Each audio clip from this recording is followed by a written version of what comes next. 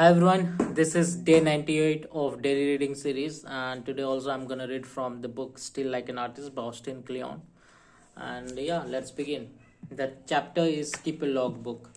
Just as you need a chart of future events, you also need a chart of past events.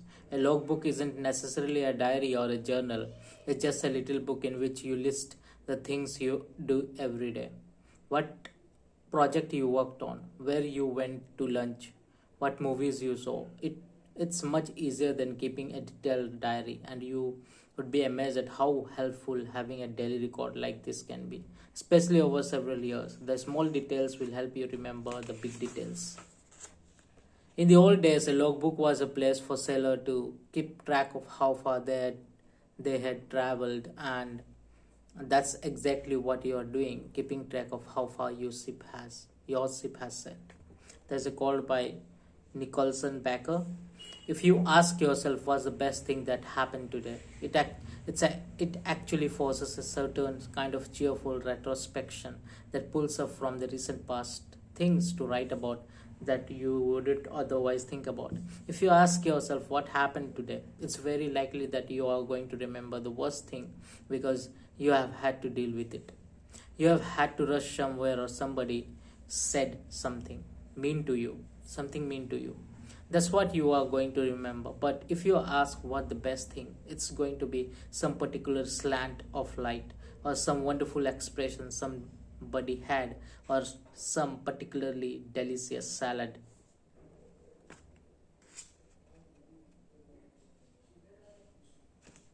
Pages from my logbook.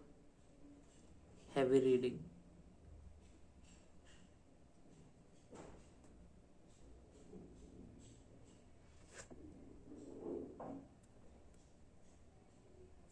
What a big fat woman sat on my ivory paper bag. Grandma was. There's just some scribblings by author himself. And there is also a quote by Tom Waits on his wife and collaborator Kathleen Brennan.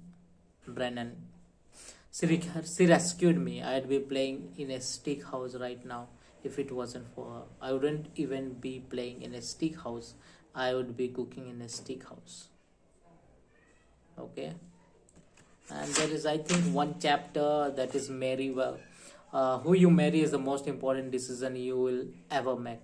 And marry well doesn't just mean your life partner, it also means who you do business with, who you befriend, who you choose to be around. Relationships are hard enough, but it takes a real champion of a person to be married to someone who is obsessed with a creative pursuits. Lots of time you have to be a maid, a cook, a motivational speaker, a mother, and an editor all at once. A good partner keeps you grounded. A friend once remarked that living with an artist must make our home very inspiring. My wife joked, "Oh yeah, it's living like with Da Vinci. She's the best."